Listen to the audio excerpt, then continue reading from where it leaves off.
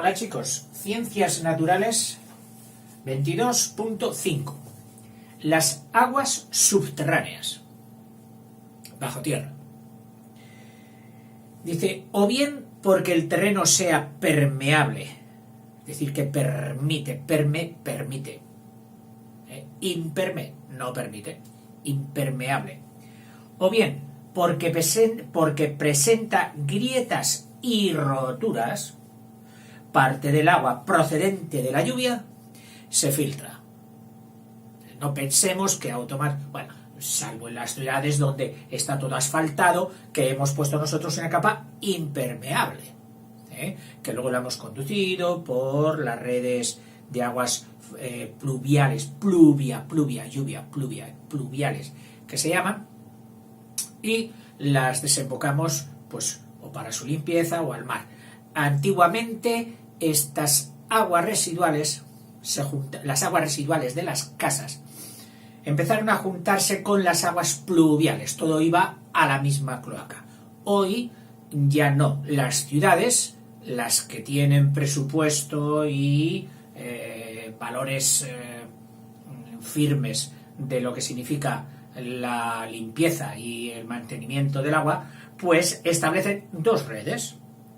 Una red para lo detrítico de que sale de las casas, bañeras, fregaderos, váteres, etc. Y otra distinta para las aguas pluviales.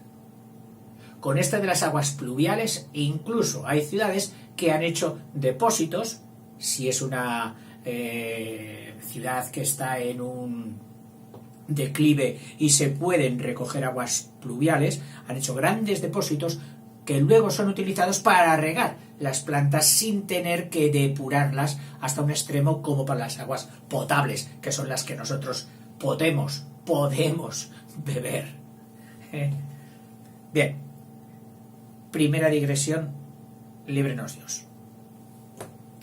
Dice, estas aguas, que o bien por ser permeables las capas o por las grietas que tuvieran, constituyen las aguas subterráneas. Hay una zona en el subsuelo, es decir, por debajo del suelo, hay, aquí estaría, vamos a poner una plantita y una casa para saber bien que este es el suelo. Dice, hay una zona llamada de aireación, en la que el agua se mueve verticalmente, descendiendo por la acción de la gravedad o ascendiendo por la capilaridad. ¿Cómo que el agua sube? Sí. A ver cómo te explico yo lo de la capilaridad. Primero, capilo es un cabello, un pelo, un vello.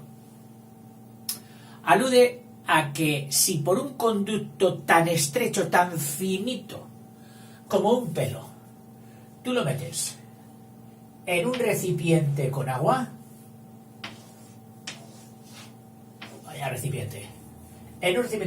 y metes un tubito muy fino, el agua, sin que tú le digas nada, se va a subir, va a trepar por el interior del tubito,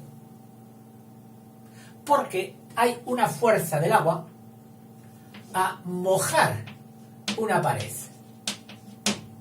Esta fuerza es la llamada adhesión. Tiende a mojar. Entonces, claro, puesto ese tubito en grande, el líquido exterior viene hasta aquí. Lógicamente, si está abierto por debajo, el líquido interior del tubo sería hasta aquí. Pero ocurre lo siguiente, y ha dicho que lo he ampliado mucho, que el agua tiende a mojar las paredes, se sube por las paredes, y aquí también, y si la fuerza es mayor, sube hasta aquí, y puede que hasta aquí, y cuanto más delgadito sea el tubo, más sube el agua en su interior. A este fenómeno se le llama de capilaridad. Y tú dirás, ¿y dónde están en el suelo los tubitos? Bueno, no están los tubitos, ni en forma de tubitos, pero sean las mismas circunstancias. Te voy a coger un trocito de tierra de la que tú normalmente y yo pisamos, y la ampliamos. Aquí tienes un grano de arena. ¡Hala, qué grano! Te he dicho que la ampliamos mucho. Bueno, aquí tienes otra. Aquí tienes otra. Aquí tienes otra. Por supuesto, yo estoy dejando huecos entre ellas, cuando en realidad no hay casi ni huecos. Entre granito de arena y granito de arena, entre una partícula que es un trozo de palo muerto y hasta ahí, etc. Bueno, pues imagínate todo esto así en el suelo. Y aquí, del agua que ha caído, se va almacenando y hay pues agua entre ello. Cuando es mucha, el agua baja por gravedad y se va filtrando. Pero una vez que el agua, digamos, está ya estabilizada, reposada, entonces ese agua que hasta ahora fluía hacia abajo, ahora tiende, como este del interior del tubito, del capilo, tiende a mojar esta piedra y esta, y a mojarla un poco más, y a mojarla un poco más, más, y entonces acaba, como si fuera por un tubo, aunque fuera bifurcado, o ramificado, no importa, él, por la misma fuerza de adhesión que sube en el tubo, sube también aquí. Y esto hace que, cuando ha llovido, los labradores quieren retener el agua en el interior de la tierra, que no se les evapore. Y sin embargo, por este fenómeno de ascensión del agua por capilaridad, se les va a evaporar. ¿Sabes qué hacen? Pues cogen ¿cómo se dice? Un apero, que así se llaman las herramientas del campo, los aperos de labranza. Cogen un apero que tiene como unas cuchillitas, y esas cuchillitas pasan, clic, clic, clic, clic, clic, clic, clic, clic, clic, cortándola, dando cuchilladas, clic, clic, clic, clic, clic, a la tierra exterior. Oiga, pues eso no hará nada. Sí que hace. ¿Sabes qué hace? Rompe los tubos capilares que se habían formado y por los que estaba subiendo el agua. Y al romper esos tubos capilares, el agua ya dice, oh, ya no puedo subir. Y ya no puedo subir. Me han dejado superficies muy distanciadas unas, aunque sí, luego hay otras tal, pero esas roturas que me han hecho a mis tubos, a mi redecilla de tubo ascendente, me la han roto. Y entonces el labrador sabe que la tierra se quedará pues con un porcentaje mucho mayor que si no lo hubiera hecho. Si no lo llega a hacer, el agua sigue ascendiendo, sigue ascendiendo, sigue ascendiendo y se evapora muchísima cantidad. Bueno, sigamos con el libro, que si no, no acabamos. Hay una zona en el subsuelo, es decir, por debajo del suelo, llamada, vamos a llamarla así, zona de aireación. Aire. Donde el aire es capaz de meterse por entre los resquicios de la tierra, el aire está aireada. Es muy importante para un buen cultivo que la tierra esté aireada. Por eso los labradores emplean la técnica de roturar, es decir, de arar, de dar vuelta a la tierra para que el aire se quede metido entre la tierra. Es una técnica que se está poniendo ya en entredicho.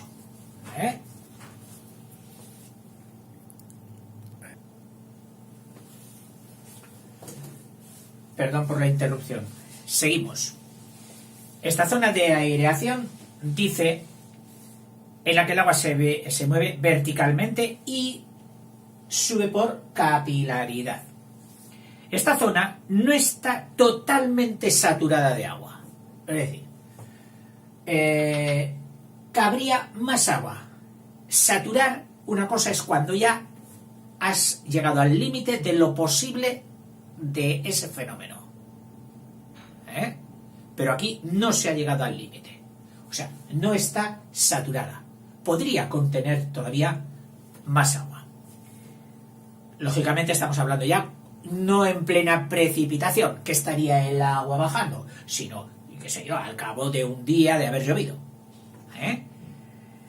Dice, y se encuentra limitada internamente por el nivel, es decir, una línea, un nivel inferiormente. Este nivel recibe 3 nombres: nivel hidrostático, agua estático quieta, también freático,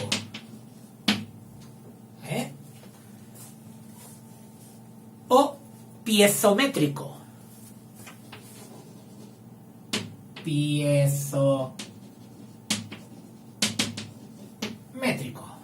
El piezo tiene que ver con la presión.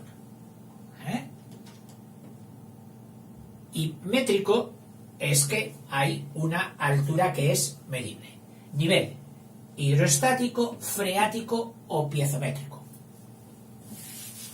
Seguimos avanzando.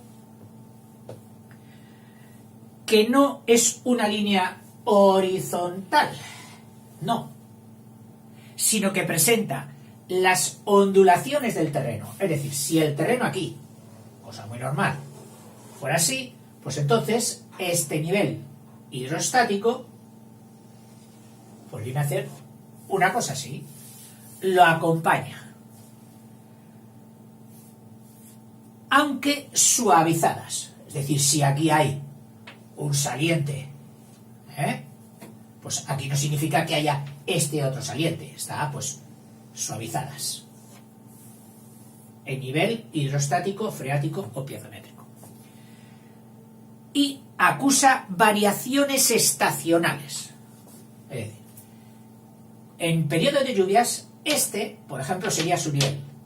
Pero luego, en periodo de verano, fuera de lluvias, este nivel bajaría. Curioso, porque esto lo vamos a ver luego en los pozos, el nivel de un pozo. Por debajo del nivel hidrostático hay una capa totalmente saturada de agua, que sería, dejamos ya solo un nivel, no metemos ahora si es el de invierno o el de verano, pues por debajo de este nivel, esta capa, todo esto, aquí ya sí, está totalmente saturada. O sea que aquí ya si echas más agua, el nivel subirá. Ya no se puede echar más agua, está saturada. Por lo que esta se mueve, luego, al estar saturada, se mueve, pues en sentido, las aguas ya no bajan, porque habrán encontrado la capa impermeable, y entonces ya al estar saturada se mueven en sentido horizontal. Imagínate que esta capa de agua empapada, o sea, como una esponja que la has metido y la has sacado sin escurrir nada, esa esponja está saturada. Pues ese es el fenómeno, o como lo más parecido a cómo está el agua aquí, saturada. Entonces este agua ya experimenta movimientos horizontales. Si aquí, por ejemplo, por seguir a la línea hidrostática ascendía y está saturado también, pues este agua tenderá a ir buscando, como siempre hacen, los puntos más bajos. Y se organizará corrientes en este sentido, y si aquí, por ejemplo, hubiera otro descenso, pues se organizaría en este otro sentido. Cuando un labrador quiera sacar agua, lógicamente no buscará una zona elevada, que también aquí habrá zona saturada, pero sabe que la va a encontrar mejor si lo hace en la vaguada ya inferior, a menos altura. Claro, encontrará agua antes. Al hacer el pozo, encontrará agua en el nivel hidrostático y luego deberá subirlo mecánicamente, o con norias, o con tiradas por animales, aspiraciones de motores de bombas eléctricas, etc. O bombas manuales. Hay muchos sistemas de sacar agua. Pero claro, luego tendrá que transportarla hasta el sitio de cultivo, con el consiguiente gasto. Cosa que si tuviera aquí la suerte de encontrar un pozo, pues tendría mucho adelanto. Bueno, a ver, por debajo del nivel hidrostático hay una capa, por lo que ésta se mueve en sentido horizontal a buscar los puntos de mínima presión. Esta es la zona de saturación o capa, toda esta zona de aireación, y esta es la zona o capa freática.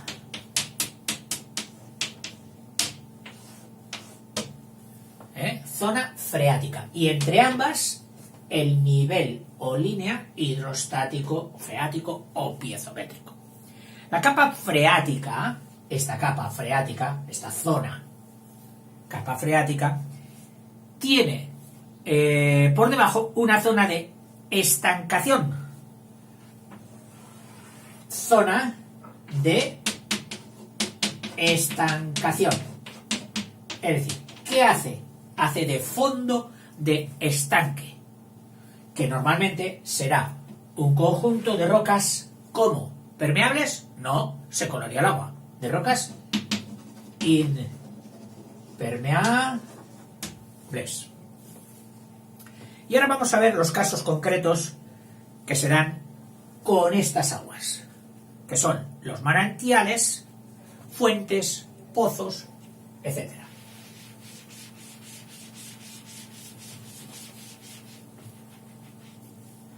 Hacemos ya un poquito de limpieza. Volvemos a colocar el suelo, capa de aireación, capa freática, nivel hidrostático, freático o piezométrico, y la zona impermeable o rocas impermeables, que también se llamaban zona de estancación.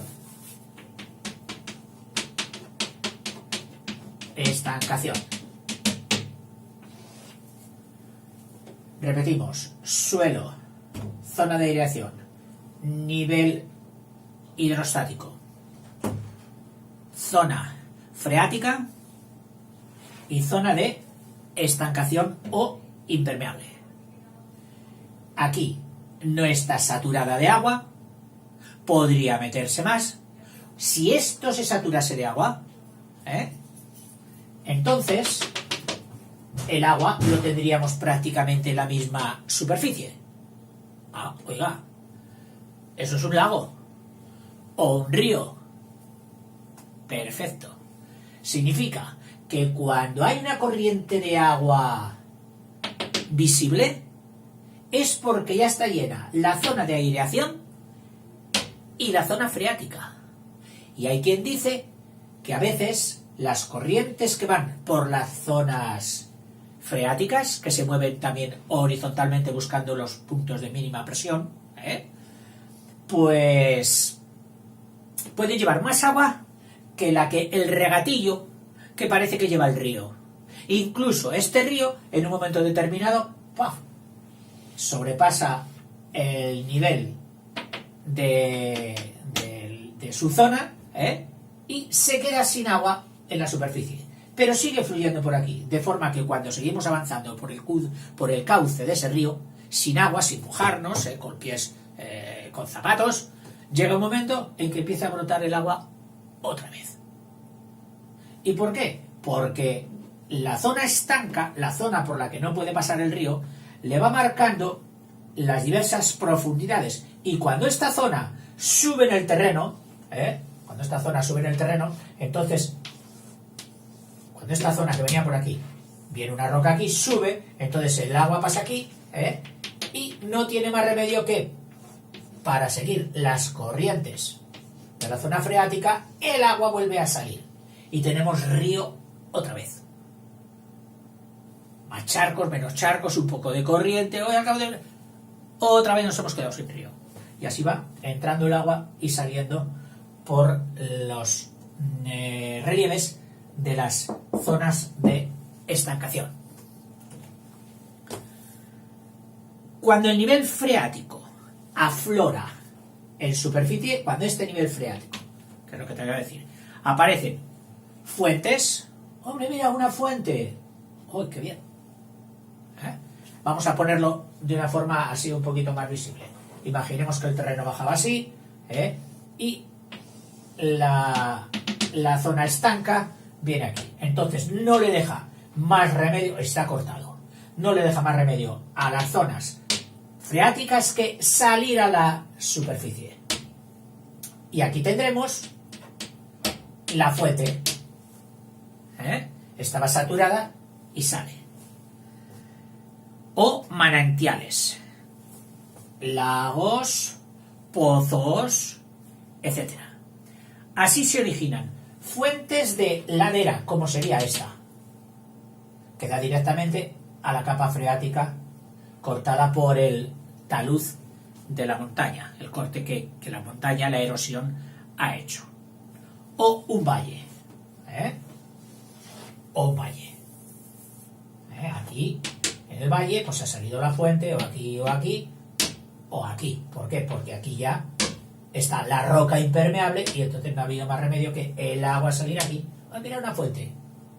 Oiga, ¿y esa fuente luego hará un lago? No, porque esa fuente se supone que en el valle seguirá su curso buscando la parte más baja, haciendo un arroyuelo pequeñito, juntándose a otro y así hasta poder nacer un auténtico río. Los ríos subterráneos pueden aflorar al exterior. Es decir, esta zona freática podía ser tan intensa y tan voluminosa que formase un auténtico río. Entonces, cuando vemos que ese río surge con abundancia, es lo que se da el fenómeno de resurgimiento. Resurgimiento. Te hablo de dos casos que yo conozco. El nacimiento del Ebro en Font Iber. Fonte del Iber, del río Ibero, del río Ebro. Iber, la R la pones ahí y ya tendrías Ibre, la I-N, y tienes Ebro. Fontiber. Fontibre, que es el lugar de al lado de Reynosa donde nace el Ebro. Pues allí hay un auténtico resurgimiento. Sale ya un auténtico río. Mucha agua. Y a los pocos kilómetros llena un pantano grandecito. Bueno, ese sería un caso de resurgimiento. Y el otro, el que te dije que ya no está visible por la extracción que se ha hecho de aguas de la capa freática, era el de los ojos del Guadiana, que era lo que le iba pasando. Iba saliendo, se volvía a sumergir, volvía a salir, etc. Las fuentes intermitentes o bauclasianas. Estas fuentes, te voy a poner un ejemplo. La roca de estancación baja por aquí. Ahí tenemos el suelo. Por aquí un talud. Zona de aireación. Zonas freáticas. Y aquí, pues hay, la roca ha hecho una especie de ondulación, hasta salir ahí. Las capas freáticas, las saturadas, el agua, aquí no le queda más remedio que hacer eso.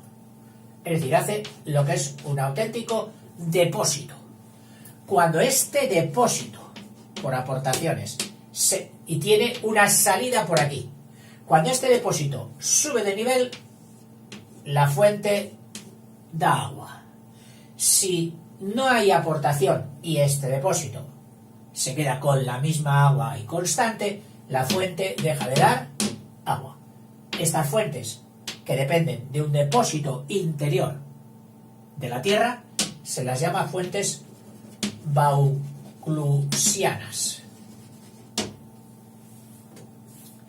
Si la capa freática se encuentra localizada entre dos zonas impermeables, esta capa freática, resulta que, por caprichos del terreno, había aquí una capa impermeable, pero con grietas o con traspaso ha pasado a otra capa permeable, que sería la freática. Y luego hay otra también impermeable, o sea que hay aguas entre dos capas impermeables. Por encima de esta impermeable estaría la capa de aireación, etcétera, etcétera. Pero vamos, que se nos ha quedado como metido entre dos plásticos el agua. Plástico, plástico, impermeable, impermeable y dentro el agua. Se da una circunstancia muy curiosa, que es cuando este fenómeno de impermeable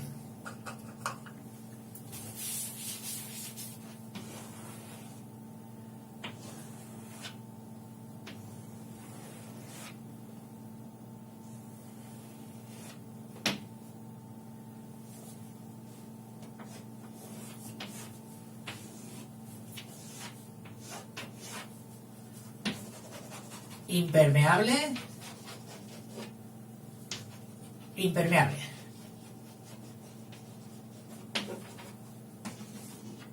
Supongamos, nivel de agua de la capa freática estaría por aquí. Por vasos comunicantes, todo esto que es agua, llegaría pues hasta el mismo nivel por aquí. Y por aquí seguiría la montaña o lo que sea. Es decir, una especie de hondonada. El agua, lógicamente, está aprisionada. Le gustaría salir a la superficie, a decir hola.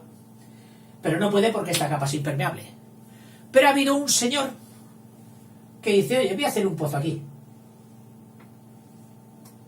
Pincha, hace un pozo y entonces, como el agua tiene este nivel, ¿qué hace? Sale por aquí con fuerza, incluso haciendo un pequeño surtidor. Le puedes hacer un pocito de acompañamiento y te llena su nivel de agua por encima del nivel del suelo. Estos pozos, donde sale el agua, resurge como si brotara por este fenómeno de la U atrapada entre dos capas impermeables, es el famoso pozo artesiano. Solo he visto uno en mi vida y recuerdo que ya me lo había explicado el profe en clase y yo me esperaba pues algo así como este dibujo y no, era una zona totalmente plana. Nosotros íbamos caminando, y en un momento dice el profesor, mirad, había como un pozo, pero efectivamente el nivel del agua del pozo superaba el nivel del agua de la tierra, de lo que era deducible que era un pozo artesiano. Pero claro, muy poco vistoso. Yo hubiera esperado pues que el agua brotase como aparecía en el dibujito del libro, que hubiera pues una forma que fuera de artesa, donde te podías imaginar las capas impermeables por debajo, pero no. Ahora, evidentemente era artesiano. Si el agua brotaba y superaba el nivel del suelo, es que había una presión interna, una presión en este punto superior a la de otros niveles que hubiera más lejos, y eso hacía salir el agua por aquí. Los pozos artesianos, que se llaman así porque dice que se dan con determinada frecuencia o profusión en una zona francesa que es la zona de Artois, en el nordeste de Francia, tirando a Italia. Para aprovechar el manto acuífero, para aprovechar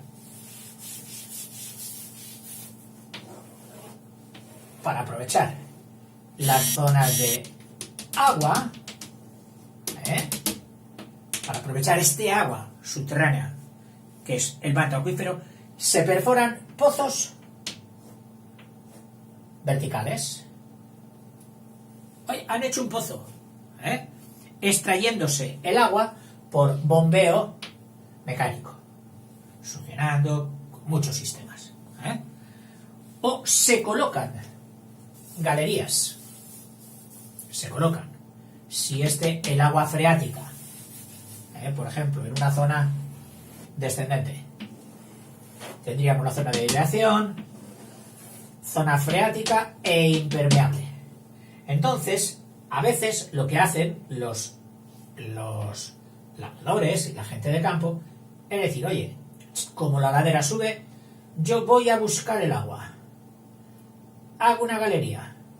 Sí, ligeramente ascendente. Y en el punto que encuentre la capa freática me saldrá por este canalillo que he hecho yo, como si hiciera una mina en tierra. Esa galería, ¿dónde se mete? Mira, y sale un regatillo. Ahí se practica una especie de galería para encontrar la capa freática y que entonces ya, con una inclinación menor, la llevemos nosotros hasta nuestro lugar de utilización mejor. Aquí estaba la casa, las cuadras, el campo, todo eso. Y hemos sacado el agua de la capa freática que bajaba y nosotros hemos ido a su encuentro. Dice que penetran hasta cortar el nivel freático. En fin, y luego ya viene otro fenómeno muy interesante, que es cuando las aguas subterráneas se meten, pero son tan abundantes que no se están quietas. Brutas, y empiezan a sacar arroyos subterráneos, ríos subterráneos. Cosas impresionantes. Cuando los espeleólogos se meten en una cueva profunda, acaban normalmente encontrando esas vetas de agua y esos ríos subterráneos. Les encantan, pero son muy peligrosos. En el próximo vídeo veremos algo.